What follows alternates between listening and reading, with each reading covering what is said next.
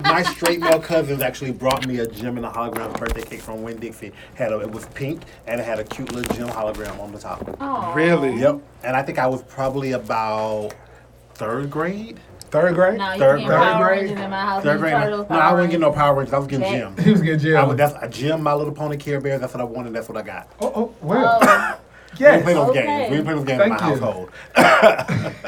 Well, Delishous, I want to thank you for coming on tonight. You know, I feel like you have a very interesting story, and I want to share that with our audience.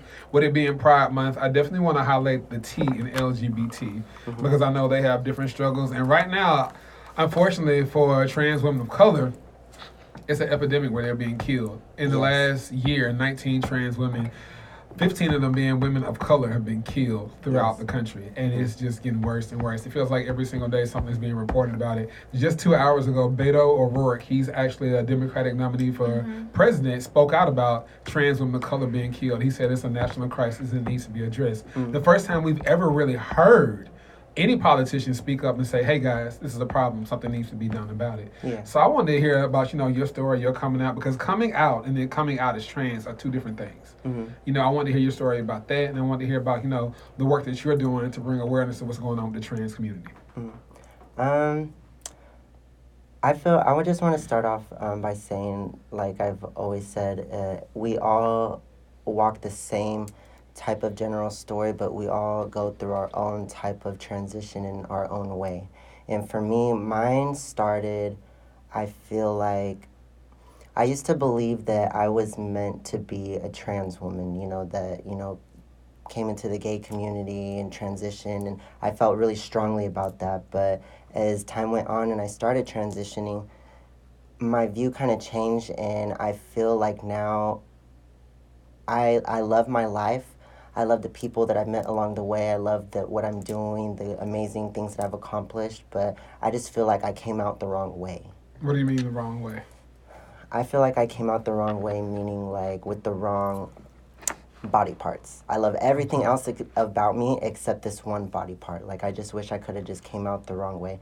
And the reason why I say that is because I feel like our bodies are just bodies. They don't make us who we are. It's just a part of a person that we've created, no matter if you have a big, huge, flashy personality and in appearance, or whether if you're just someone that, doesn't really not into the socialite life, or you're more into books, or like whatever you choose to do, like, it doesn't matter. It's just a body that you're using to inhabit this earth. Like, I feel like what really makes us us is our soul. And my soul just tells me, like, I just was kind of born in the wrong body. I don't think my view changed on it, and I don't feel like I was born to be a trans woman. But I love the life that I live, and I love being a trans woman. It started for me when I was younger. I've always carried it no matter what I choose to do, like the long hair, the long nails, like I've loved these things since I was a little child, like, and no matter what I've done and no matter how I've grown up, I've always loved it. And as I got older, I started doing drag when I was 14, and I'll get a little bit more into that, but that's really when I was able to bring it out. And even as my drag persona really starting to getting to experience what it kind of looks like with me with girls' stuff on, like wigs and makeup, and that's when I started experiencing it. I still carried it with me. I loved long wigs. I loved long nails. I went and I put fake nails on that were just, the cheap little press-on ones, but they had to be the It just made you extendo feel more ones. feminine, made you feel like more aligned with what you felt like you were on the inside. It didn't necessarily make me feel more feminine. Okay. I mean, of course it did, but it was more, it made me feel like me. Okay. It brought a sense of happiness into my life, and I feel like a lot of the times everybody has kind of like one view, even us as trans women. It's like I feel like we need to have more of an open mind, because I was so stuck on this one thing of like, no, this is how I feel, this is what I was meant to be. I was meant to be a trans woman. And as I went along with, hormones, once you start taking hormones and all that, I feel like my soul and the hormones merged, and it found a peace, and it found a fulfillment, and it changed my view again on how I view my own transition. How does your family view your transition? Well, I grew up in a Jehovah's Witness household. And along that, I grew up in, gangs, and I grew up in a lot of things that were working against me as, like, especially in the Mexican culture, it's really like, I feel like it's really just in the ethnic culture. Like, we're raised a certain way and this and that, and it's kind of like really frowned upon, like, our fathers or, the majority of like, oh, my dad was a macho man, and, he kind of just like looked down on it. And so when they found out, I was about 14, 15 years old, and, it wasn't good. I got kicked out, and that was really hard for me because I feel like... How did you survive getting kicked out that young? It was hard. It was really hard. I had to do things I never thought I had to do. It was new, and like, the stereotype of, you start escorting when you're a trans woman, this and that. I started escorting before I was a trans woman. And I started escorting because I got kicked out at that young of an age. And I didn't have no other choice but to, I was like, okay, I'm starting to starve here. I'm starting to not have nothing. And I mean, like, literally not have nothing. When I left my house, I took a backpack with a pair of heels, an outfit, and makeup. And that's it. Wow. That's all that I had, and the clothes that I had on at that time. Like, and I didn't take my boy stuff. I took my drag stuff because that's what my soul told me to take. Right. Do you talk to your family at this point? Oh, yes. Now it's completely different. Now it's more of like, I'm Delishous in every aspect of my life. The way that people say that they kind of like see me is like, I demand respect wherever, in the most humble way, wherever I go, even with my family. I don't change around my family. Like, I still go to events like this and whatever. I'm still Delishous. Like, but the few that I still kind of have something to say about it, like, they know, like, you know what I mean? You can have your opinion, but keep it cute. Like, don't, I've had to, yes, exactly. I've had to learn also within the gay community, we get to make our own family. Like, just because you are related to me in my blood doesn't mean that you are my family. Well, how do gay men relate to you? Because, like, I try to get people to understand there's a difference when LGBT. How does the G relate to you? Would you say you get generally accepted by them, or are you mistreated? I mean, I generally get accepted by them. Don't get me wrong. I feel like I have, you can't, not everybody is going to love you. Like, Agreed. And coming into the community of, the black community, because that is generally what I've lived my life around, is the black community. Everybody's like, oh, well, you act like this or you act like that. And I'm just like, I don't feel like I'm acting like anything. I'm just being myself. Like, you know what I mean? Right. Like, no. So. So is that why you feel comfortable, like, maybe using, like, the N-word in your songs? I mean, that's not a question, but I mean, yeah, I would never use it as a derogatory word, you know what I mean? Never like that, but it's just more of like the type of people that I've hung around with. I've always been around gangs, I've always been around, hood people in the hood, and it was just, so it's like, it was what I grew up in, so I mean, I didn't know any better other than to just, that's how I just am, you know what I mean? That's how I talk. Like, it was like second nature for me. I just, okay, this is how, we talk. Like, whether if it be right or wrong, like, I would never, you know what I mean? I stand up, I feel like the communities that I stand up for the majority in is, the gay community, the trans community, but also the ethnic community, being black, because that's the community that I live in, and I love black people. I love ethnic people. How did you get into the music industry, or how did that kind of become a part of who you are? A lot of my stuff in my life tied together. So I started music when I've always loved music. I've always loved music, but it really started when I got kicked out. Like, all that I had was music.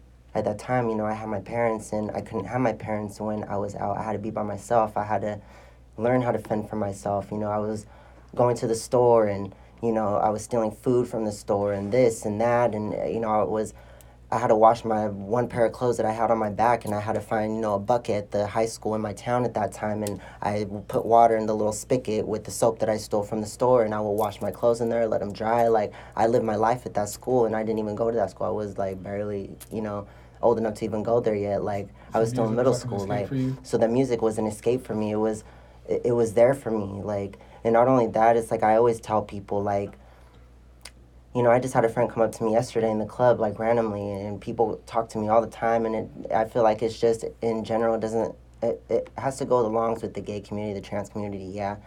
But in general, like, we're all beautiful, and we're all special in our own way. Like, we come into this world by ourselves, and we're gonna die and leave this world by ourselves, and there's nothing that we can ever do to change that. And I had to learn, being in that time by myself, like not having nobody but music. I had a friend within myself, like, and that's truly where I learned to start loving myself. Like, I didn't give a fuck when nobody had to think about me. I didn't care. You know what I mean? Like, you weren't there for me when I needed people. You weren't there for me whether if I had the people or not. I had to learn how to be by myself. I had to learn how to love myself. So it's not like, oh, waking up in the mirror when people tell you, no, you need to learn to love the body you're in, or this and this and that. No, I learned to love my soul. And my soul created a friend within my body that we use to inhabit this earth. And I was like, you know what? I got me. I'm still walking. I wake up every day. I'm breathing. You know what I mean? And I was told a story, and I feel like it goes kind of with, you know, you can't ever judge people. Like they say, you can't judge a book by its cover. You can't judge somebody by the orientation they are, the sex they are, because really these are man-made things. Gay, straight, boy, girl. Like, honestly, those are man-made words. Like, yeah, we may have different body parts, but we are a human being. We are physical, something that our souls inhabit to walk this earth. Yeah. You know what I mean? Agreed. So somebody was telling me a story, and she said, you know, this woman, she was a grandma, and she was having a family reunion, you know, with all her family, all her grandkids and her children and their great-grandchildren or whatever, you know, and, excuse me, she was like, oh, you guys, you know, do you love me? And, of course, you know, they said, well, yeah, Grandma, you know, yeah, of course, you know, we love you, of course. Right. And she's like, no, but do you love me? And they were kind of like, okay, well, they're like, yeah, we love you, you know, and she was like, no, you don't love me. She said, you love my soul, you love the person I am. I said, because if I were to die today and leave this world, what would you guys do? You guys would either bury my body or cremate me, and you would bury me and you would go on about your lives, and life will go on. So it's not my body you love, it's my soul, the person that I am. That has nothing to do with, you know what I mean? Like, so yes, our physical form really doesn't, in my opinion, doesn't have to do with who we are. Agreed. You love people because of who they are inside and who they manifest out to you. Yes. I don't think it has anything necessarily to do with your body or you know who that person, a male or female. It's literally their soul you're really falling in love with, and if they're passionate or if they're they have a lot of compassion, that's who and what you're falling in love with. The humanity, the milk of the humanity inside of them. But you know, a lot of people don't feel that way, and like I said, they don't look at it. We're dealing with an epidemic of trans women being killed. When you hear this, like, how do you act out against that when you hear these stories of trans women of color being killed? Because you are a trans woman of color, you're Mexican. What are you doing to fight against that?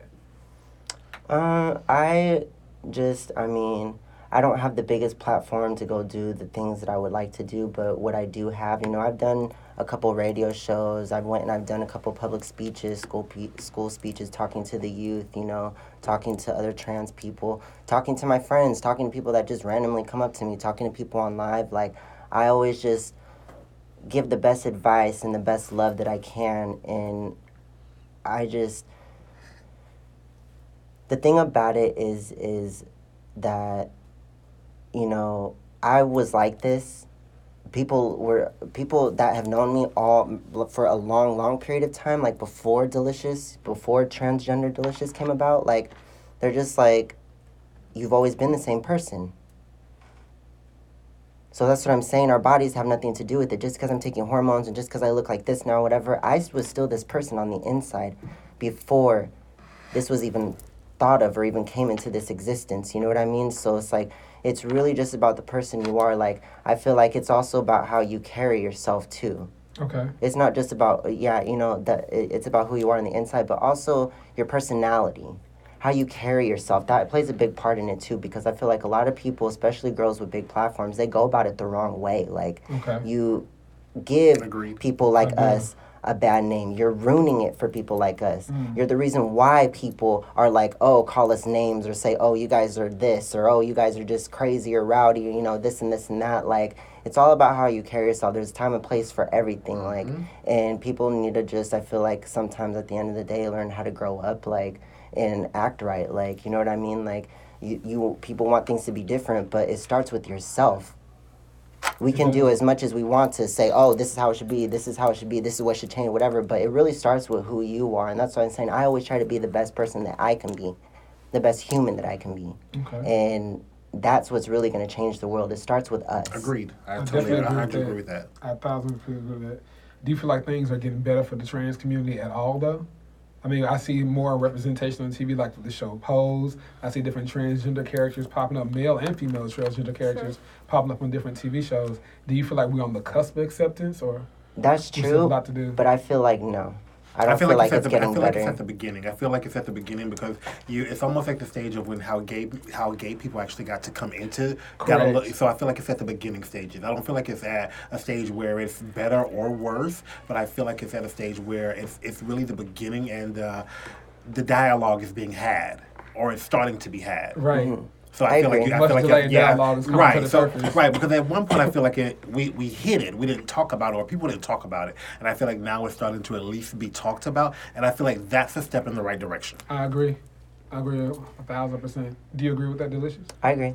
I really do agree. Yeah. I don't feel like it's getting better. I just feel like it's coming more known, which is a start. Yeah. But like I said, I feel like it really starts with us, and the main thing. Not only is starting with us, but it starts with us trans girls. Because we're the most ones in the light. Yeah, trans men too, but trans girls are the ones that are ruining it for everybody. I mean, I really feel like, honestly, the reason y'all get so much attention is because y'all, I mean, like you right now, you fabulous on your own. I'm looking like, you gotta step your game up. You slay. I mean, and it's honestly, it's a beautiful thing, but it can be intimidating. Yeah, but I also feel like what she's saying is I've seen some trans women who make it almost kind of make a mock of it a little bit. And that it's not cool, but no one's saying that to them. And when you're saying that to them, they don't put it in a. It's not always in a respectful light, so it makes people. Correct. It always makes people. Sometimes it makes people feel like they can make a joke of it because they're making a joke of it. Right, and it's not okay. It's not. Especially when it's resulting in deaths, because these girls have big platforms, so they're protected. They can be out and about, and somebody can say, "Hey, you can't do that to such and such, whatever such and such." But what about the girl who's just started her transition, who lives in a bad neighborhood, who doesn't have the money to take their hormones, but she's trying to be herself, and Ray or whatever his name is down the street is just not having it. Right. She's an easy target. Her life is in danger. I just feel like it's really just about the way that you look at it too. Like, because these girls have people that'll be like, oh, hey, you can't do that to her, you can't do that to her, whatever. Like, okay, you're known by these people, you have all these fans, like, but what happens when shit really goes down? When shit gets real, when things start to happen, like, you know what I mean? Like, what's gonna take place, like, just because you have a huge following, and I feel like that's kind of like a stereotype too, is that, oh, these people are amazing. Why? Just because they have a huge following, just because they're on TV, just because they're doing this, doing that. Like, who are they in real life? Like, I'm the same person that I am off camera and in camera. On a radio show, off the radio show. When I'm chilling with no makeup on, no wig, no nothing, like, I'm still delicious. I keep it 100 and I have the same personality. Like, I have to be that way, most definitely. And I feel like a way to give back too is I've always just tried to be there for people. She has a very good heart. Yes. I mean, I feel like I have a good heart. I try as best as I can to have a good heart because I've been through a lot of crazy stuff and I've been through a lot of hurtful stuff. And, just like I was saying, when I was young and I had to be out on my own, like, that was hard. Like, that was really hard. Like, it changed a lot of the way that So what advice would you give to young trans person that's coming out right now or that's questioning their gender identity? What advice would you give them? I feel like I would give it to them, but I would also, it's really just about everybody, giving it to everybody, but mainly to trans people. Like, learn how to love who you are. Have the best personality that you can and have an amazing soul, and that will take you so far. Because, like I said, you come into this world by yourself, and you're going to leave this world by yourself no matter what you do. Even twins come into this world separately. It may be a minute, maybe 50 seconds apart, but they come. That's something that everyone has to learn how to do on their own. That's something that God has made all of us have to go through, learning how to do stuff on your own. So it's like, I was somebody that was always like, oh, I'm alone, I don't have nobody, I don't have this, like, I can't, I would die being alone or this and that. No, you wouldn't. because God wouldn't have made you come into this world by yourself if you couldn't do it alone. You know what I mean? So it's like, that's profound. And that's by me talking to people and this and that and always just trying to be there for people. Like, that's me giving back because that's what's going to change the world. I've had so many people, and, you know, whether if it's one person or 100,000 people, like, I've chosen within my own self to be there for as many people as I can as a way of giving back, but that's just who I am, like, and because I've been there for so many people, like, you could walk into a club or any type of gay situation, and I promise you, like, 70 or 80% of those people will be like, you know what, I've talked to her, she's giving me advice, she's giving me money, she's giving me shelter, or some type of something, like, and within that in itself, like, I don't really date or hang out with a lot of people in the gay community. Not to say be like a hypocrite or whatever, but it's just like I like to shed a light on different communities within just ourselves. I get like, that. I get that whole I get the whole. I have a lot. I'm the same way. I have a lot of straight friends, and I've had, like, you know, as far as like boys go and stuff like that, I talk to straight boys, like, but I let them approach me first. That's kind of a different talk in its own, but it's still like I've helped enough of them out in itself where they're just like, you know what, I've had multiple of them be like, Delishous, you changed my life. You helped me. You were there when my boys or my family or whatever were not there for me. You gave me a different look on girls like you. You're just different. You're amazing. Like, and it's not because of who you are or what I'm looking at. Like, they're like, yeah, you're beautiful. Yeah, you're okay. This. Yeah, you're that. They're like, but that didn't change my mind, because what's different from you looking this beautiful from the next girl looking that beautiful or having this going on? It's your soul and your personality. Your personality is amazing. Like, so that's really, it's just like, you gotta learn how to carry yourself. Like, it's really what's going to change the world, and people are just, there's so many nasty people in this world that the world's not going to change until people learn how to be a little more humble and grateful. There's a lot of nasty people in this world, definitely. Yes. Delishous, where can everybody follow you on social media? Everybody can follow me on Instagram at Delishous, Delishous, Maserati, like the car. Go ahead and spell it out for them, because some of the kids can't spell it. They can't afford it, so they'll never be able to Maserati. So Delishous Maserati.